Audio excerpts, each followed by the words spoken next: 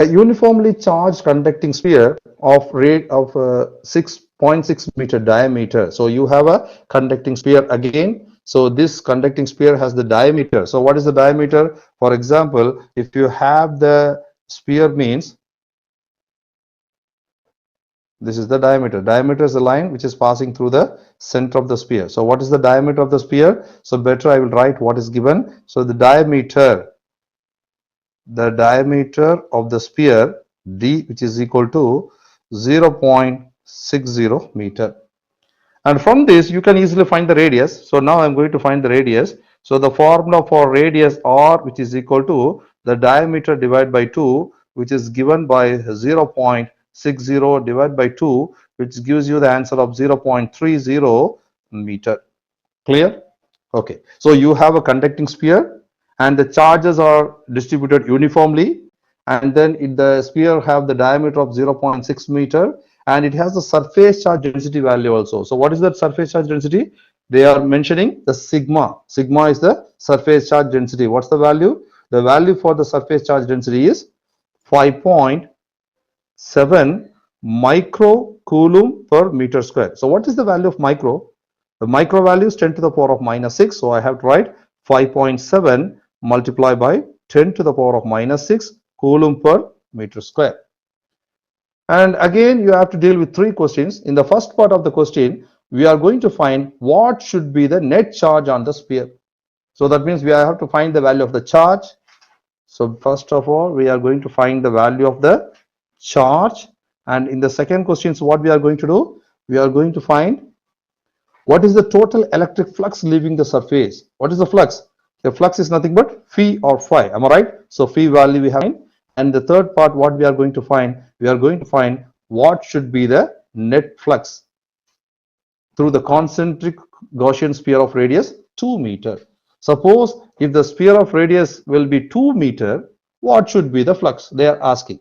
So that means we are going to deal with the theoretical part also. So I'm going to answer one by one. So that means the third question also you are going to deal with the flux, but the condition the radius should be 2 meter. Clear?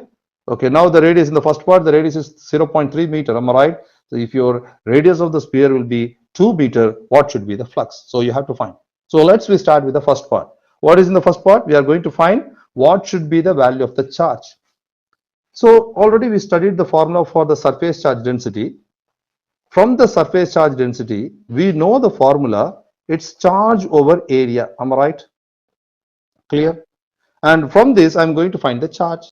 So therefore, the charge which is equal to sigma multiplied by area, and here the area is nothing but surface area of the sphere. So the formula for the surface area of the sphere is 4 pi r square. So you have to substitute this formula here. So once you substitute the formula here, you will get the value. You will easily find the value of the charge. Therefore, sigma multiplied by 4 multiplied by pi multiplied by r square.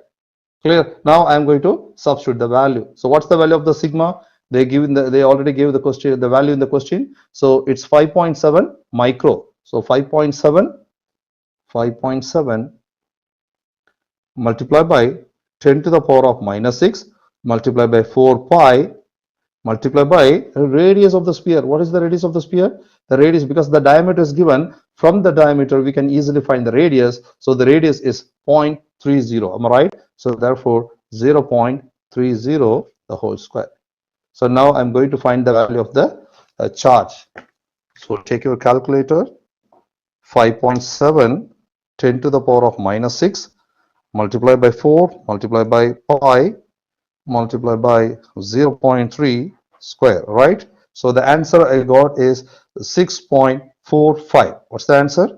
6.45 multiplied by 10 to the power of minus 6, and the unit for the charge is coulomb. So this is the answer for the first part. Understand? Okay. Now we have to deal with the second part of the question. In the second part, we are going to find what should be the electric flux. As we already studied the definition for the electric flux, you have two formulas. Am I right? The flux which is equal to EA. Am I right? And also we studied the flux formula as the charge enclosed in the sphere divided by the permittivity constant. Am I right or not? So I'm going to use the second part because we have two formulas for the flux. So I'm going to deal with the second part. What is the second part? The flux, which is equal to the charge enclosed in the Gaussian surface divided by the permittivity constant, because the permittivity constant epsilon naught is given, the value for the epsilon naught is 8.85 multiplied by 10 to the power of minus 12. So now what I'm going to do, in this place of charge, I'm going to take the answer, I'm going to substitute here. So what we'll get, sigma, which is equal to 6.45 multiplied by 10 to the power of minus 6 divided by, what is the constant value of this epsilon naught? 8.85 multiplied by 10 to the power of minus 12.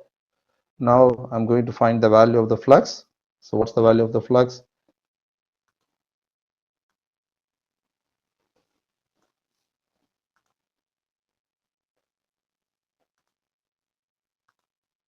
The value of the flux is 6.45 10 to the power of minus 6 divided by 8.85 10 to the power of minus 12. So the answer for this flux is 72813.55. So I'm going to write this value of the flux in power, 7.29 multiplied by 10 to the power of, what's the value? 1, 2, 3, 4, 5. Am I right? So 10 to the power of 5. What's the unit? The unit for the flux is charge per, you have to use the formula, the value for the flux. So if you use the unit for the permittivity constant, so you will get the final unit as Newton meter square over Coulomb square. Clear? So this is the unit. Am I right? Clear? Okay. Now we have to deal with the third part. What is our third part? We are going to deal with the flux. If the radius is 2 meter, what should be the flux? What we studied in the theory, because if the radius doesn't matter, am I right? Because the charge enclosed in the sphere is same. Whether the radius will be increased or decreased, that's not a matter. So what charge is exactly inside the sphere? So that means even if the radius is changed, what should be the flux? The flux will be the same value, because the charge is enclosed in the sphere has the same flux. Whether the radius change or not, the flux for the third part is exactly the same. So that means 7.29 multiplied by 10 to the power of 5. Clear? Understand?